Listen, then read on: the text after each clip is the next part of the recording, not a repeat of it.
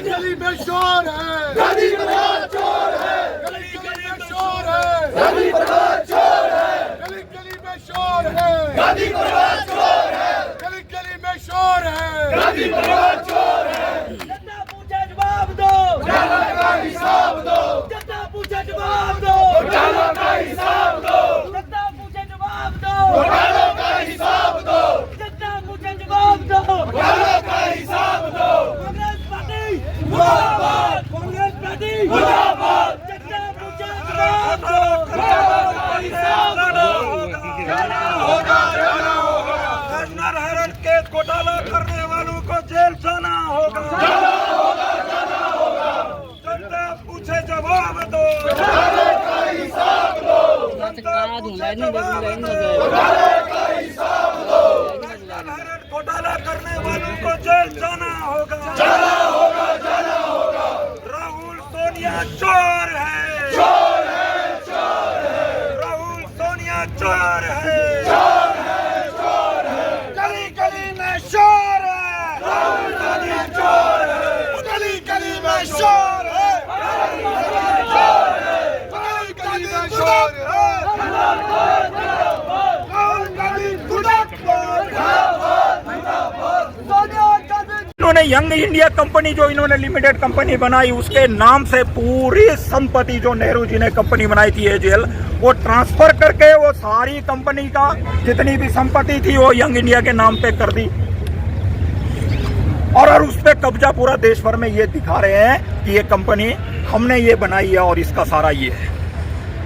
इसलिए ईडी इसकी पूरी जांच कर रही है और ये अभी का मुद्दा नहीं है। ये 2000 अगर इसका हम पूर्व में देखेंगे 2012 में सुब्रमण्य स्वामी जी ने इसको कोर्ट में याचिका दायर की थी और इस पे धीरे धीरे एक्शन होना शुरू हुआ और ये ईडी के पास कोर्ट के पास मामला था और ये तब का मामला जब कांग्रेस देश पर राज करती थी, यूपीए सरकार देश पर राज करती थी, मनमोहन सिंह जी देश के प्रधानमंत्री थे, तब का मामला है।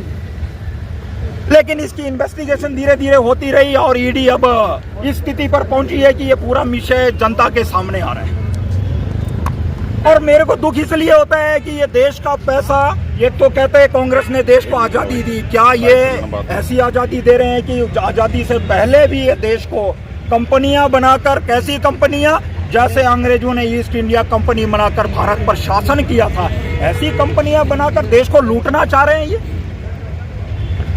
और पूरे कानून व्यवस्था को ध्वस्त करते हुए उस कंपनी की सारी संपत्ति को यंग इंडिया के नाम पर ट्रांसफर करके ये अपना मालिकाना हक जता रहे हैं।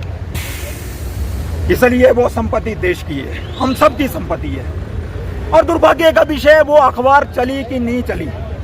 अब नेशनल हेराल्ड अखबार आपके पास आई क्या अंग्रेजी में, कभी आप लोगों ने भी देखी हो, उसका कोई पता नहीं वो छपी कि नहीं छपी। नवजीवन अखबार न्यूज़पेपर कभी छपा कि नहीं छपा उसकी कोई जानकारी नहीं है और जो तीसरी जो इन्होंने उर्दू में न्यूज़पेपर छापा कौमी आवाज करके उसका कोई पता नहीं है और दुनिया भर के विज्ञापन के नाम से इन्होंने देश को लूटने का काम किया, कंपनी के नाम पे पैसा इकट्ठा करने का काम किया और बहुत दुख और दुर्भाग्य का विषय तो तब हो जाता है जब हिमाचल की प्रदेश सरकार, सुप्को सरकार की लगभग 2 करोड़ से अधिक का जो विज्ञापन इस नेशनल हेराल्ड के नाम से वो करते हैं, तब दुख होता है।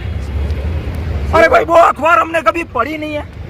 अब मैं आप पत्रकार बंधु से पूछना चाहता हूं, आप पत्रकार है, आप अपने चैनल चलाते हैं, अखबार छापते हैं, क्या आपको कभी प्रदेश सरकार ने विज्ञापन दिया क्या? क्या 2 करोड़ का विज्ञापन हमारे प्रदेश के पत्रकारों को दिया क्या?